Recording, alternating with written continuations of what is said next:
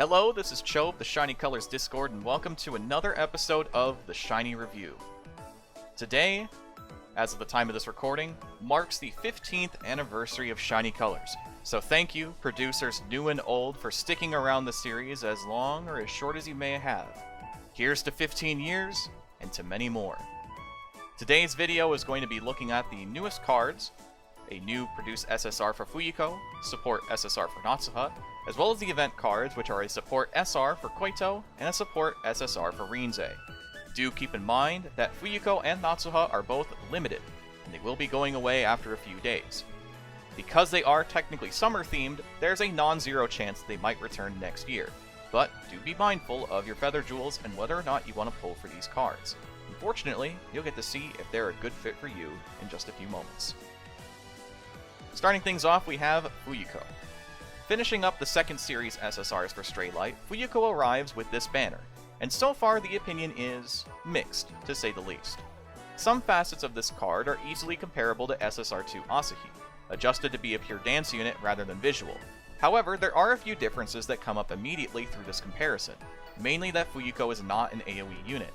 Instead, Fuyuko focuses on being a single target unit with buffing access. In some ways, you might be able to describe Fuyuko 2 as vaguely underwhelming.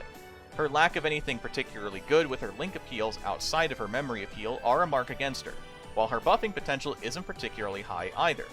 That being said, her memory appeal is still top-notch, and she does provide some memory boosting, which is very convenient and useful for a lot of current teams.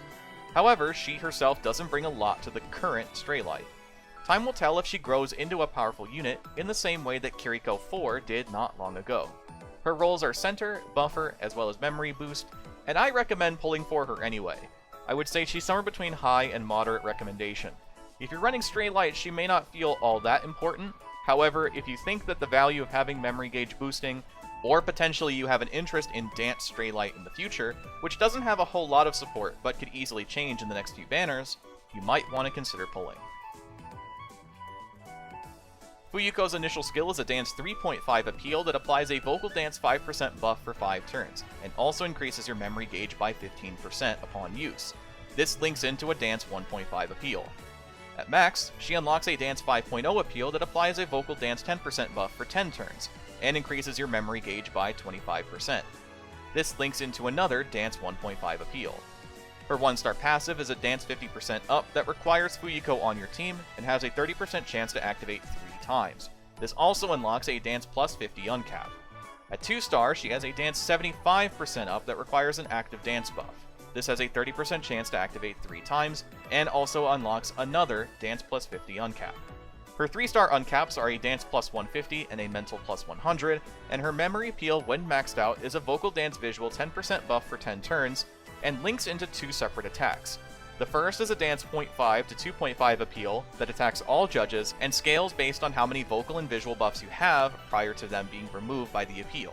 Remember that the cap for this is 4, so you could have 4 vocal buffs, 4 visual buffs, or some mixture in between.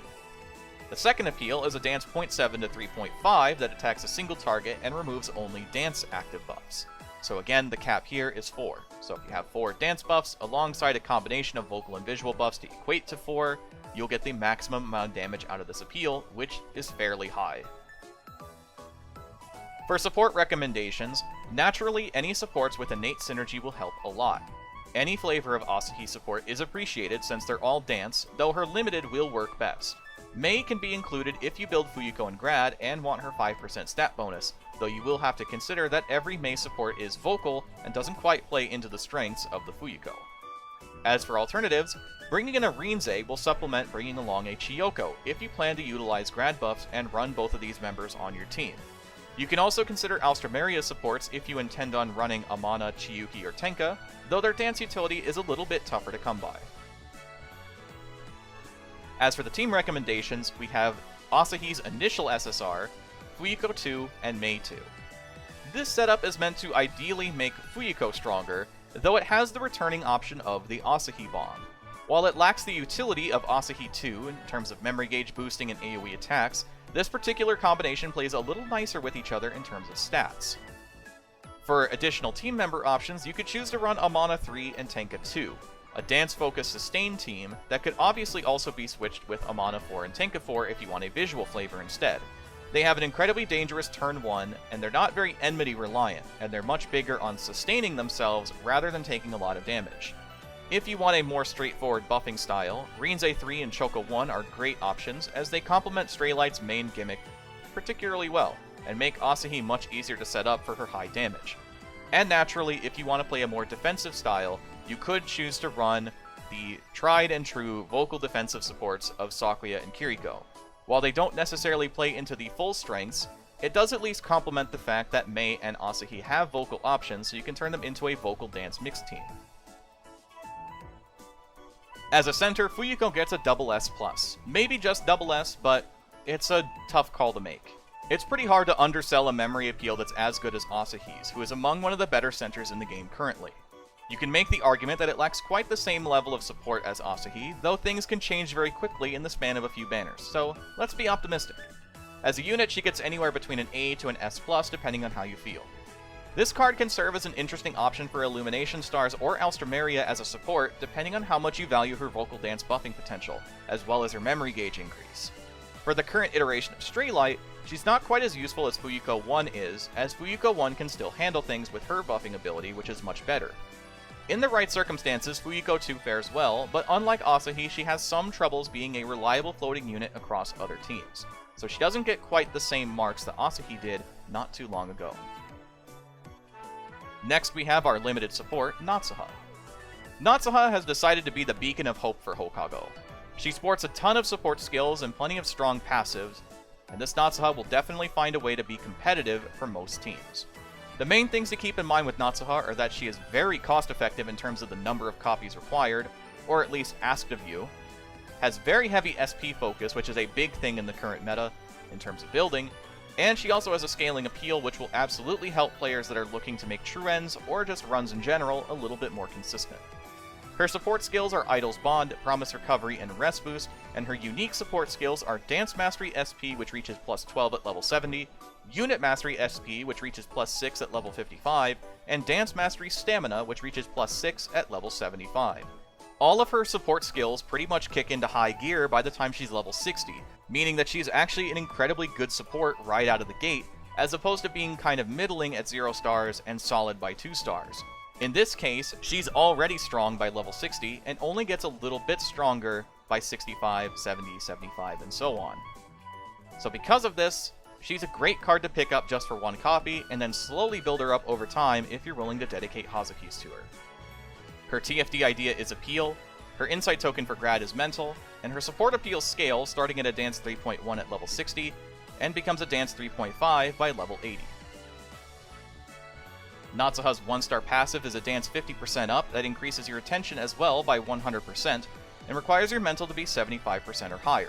This has a 20% chance to activate 3 times. Her 2-star passive is a Dance 75% buff alongside a 100% attention increase as long as your mental is 74% or lower. This has a 20% chance to activate twice. Her 3-star uncap is a plus 100 to dance, and her 4-star appeal is a Dance 4.0 that increases your attention by 50% for 3 turns. Her event passive is a Dance 30% up that only requires Natsuha in your team, and has a 20% chance to activate twice. Natsuha gets a very easy double S+. This card is pretty incredible, taking all the good and bad from each of the Hokago limited supports. If you're building Hokago in Grad, this card should help immensely if you missed out on Jury, especially if you find yourself hurting for SP. She's an amazing support for Kaho 4 and Choco 3, and she's a much needed jumpstart support for the unit as a whole. And as mentioned before, she's a fantastic 0-star support card to boot. I highly recommend pulling for this Natsuha, as she is definitely up there in terms of the strongest supports in the game, and absolutely pull for this card if you plan on building Hokago now or in the future, or just want an incredibly powerful dance support for any of your future teams. Our first event support this time around is Koito, who also marks the first SR support for Nocchill. The card itself is fairly standard, playing it very safe, but still supplementing aid for vocal Nocchill through innate synergy. Her 4-star appeal is pretty interesting, but the card is very middling overall. Her support skills are Idol's Bond, Promise Recovery, Rest Boost, and Trouble Guard, and her unique mastery is Vocal Mastery Vocal, which reaches plus 5 at level 40. Her TFD idea is Vocal, and her Insight token for Grad is Mental. Koito's 1-star passive is a vocal 12% buff that requires you to be in the vocal position. This has a 30% chance to activate once. Her 2-star passive is a vocal 20% up that requires the turn count to be 8 or later. This has a 30% chance to activate once. Her 3-star uncap is a plus 50 to vocal, and her 4-star appeal is a vocal 2.0 that applies a vocal 25% buff until you are damaged.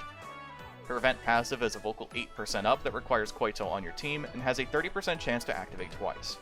The card is graded anywhere from a B- to a B depending on how you feel. This card is fine as a vocal support.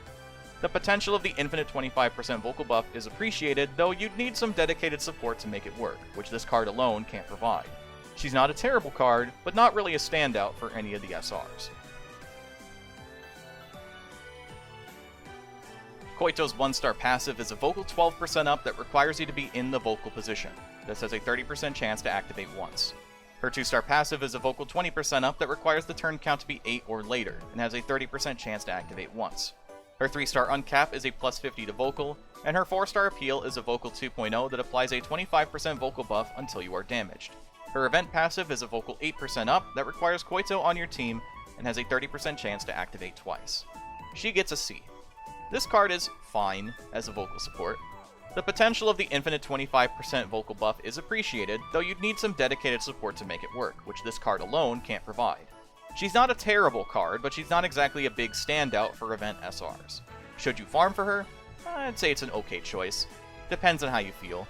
If you want an additional card for vocal knockchill, can't really pass this one up too badly. Lastly, we have Rinze. Our rerun support for this season, Rinze returns to act as a free utility card for the current Natsuha support.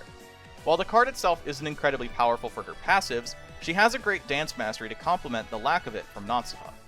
The main things to keep in mind with Rinze are that she has a decent dance mastery at plus 10, has a very strong 4-star appeal for a free unit, though it is a little risky since it involves your memory gauge. Her support skills are Idol's Bond, Promise Recovery, Rest Boost, and Trouble Guard, and her unique support mastery is Dance Mastery Dance, which reaches plus 10 at level 80. Her TFD idea is Dance, and her insight token for Grad is also Dance. Rinze's 1-star passive is a Dance 18% up that requires you to be in the dance position. This has a 30% chance to activate once. Her 2-star passive is a mental 10% recovery, which requires your mental to be 49% or less, and has a 30% chance to activate once.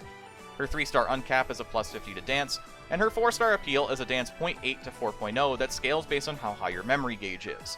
If you feel that your memory appeal is too weak, this is an especially useful appeal for audition modes in either Wing, TFD, or Grad.